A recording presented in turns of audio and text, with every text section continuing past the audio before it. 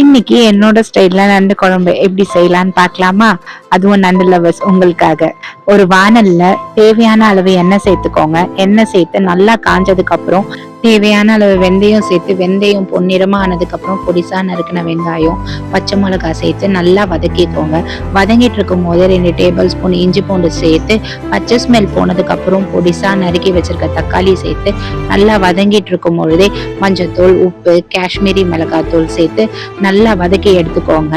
நல்லா வதங்கினதுக்கு அப்புறம் வீட்டுல அரைச்ச குழம்பு மிளகாத்தூள் 2 டேபிள் ஸ்பூன் சேர்த்து, புளி கரைச்சலையும் கொஞ்சம் சேர்த்து 2 நிமிஷம் நல்லா வதக்கி விட்டதுக்கு அப்புறம் கழுவி எடுத்து வச்சிருக்க நண்டை சேர்த்து நல்லா வதக்கி விட்டுக்கோங்க.